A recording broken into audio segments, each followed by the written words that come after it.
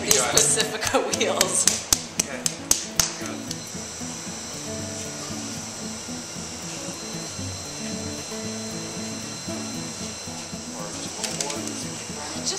Just a little board would be fine. A bunch of things. It's, just takes out that step of wedging up a big ball of clay and then making it in.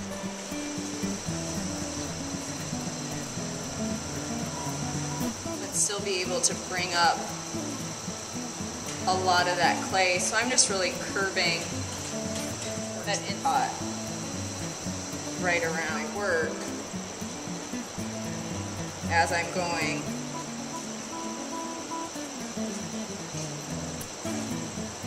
These are really great, I found, as a tool because they come in all different sort of stiffnesses with what that surface looks like that I don't even do after this. And I have some, like I said, I have some of those mugs that I threw last night. Until it hits the handle and your liquid doesn't spill out of it. She called me from her studio just down the hall one afternoon because with Charlie, just a ceramics one, second half of the semester, was throwing, just made it look really so effortless. And in the time that I made my 1 6-inch cylinder, they had made like a whole set. I told my parents, we can't help you, we know nothing about this, so you're gonna have to figure that. I felt like I was finally at the point in my life that I'd been making work related to the idea of consuming wine, and then spending a little time researching on, what were the traditional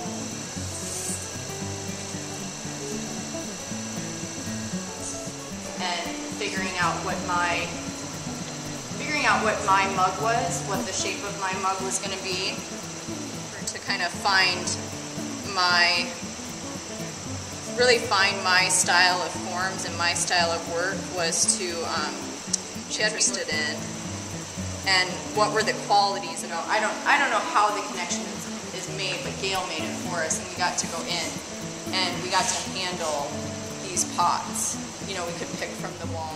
I don't feel like there was ever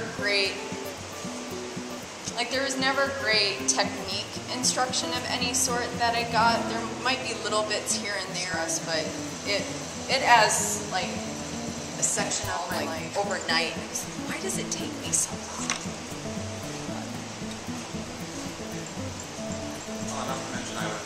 With the painters and the sculptors in the room, but yeah, it was pretty. It was definitely, and they try to keep a good balance. Actually, had a very similar vein to what they were interested in.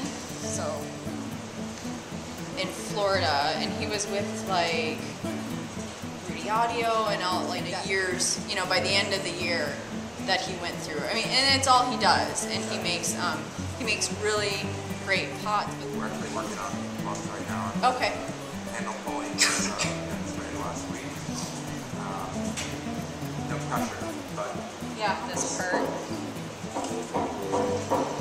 Yeah, I've always thought about buying one of those, and then just lug it down with some nice damp clay all the way around the pot. And then because these were thrown off the hump and keep it steady as I push the trimming tool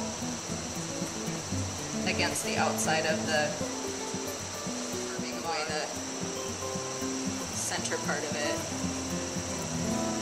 on a regular basis. So when I make work at home, I make these into these things that need to be trimmed, getting to them at that point when they're ready.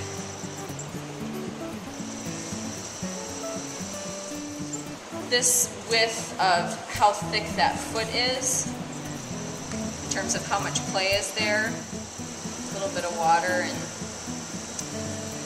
I've only made a handle that I'm really happy with for probably the last 6 years. That it's inevitable that there's a couple that really suck in there, and but it's good to have them on hand. But it's just all about how you're, look at this part of your hand and what shapes and trying to attach it to the mug. Because I'm really, again, I talk a lot about fine tune it with some just hand building things the same, unless unless it's just filling some criteria of like, okay, all the cups have to be 6 inches tall. Well, that doesn't mean that they all have. Handle making, two that I think, I'm trying to, you know, damp, keep some water on there, or otherwise as soon as your hand wants to stick to this, you're just gonna rip it off and stretch it.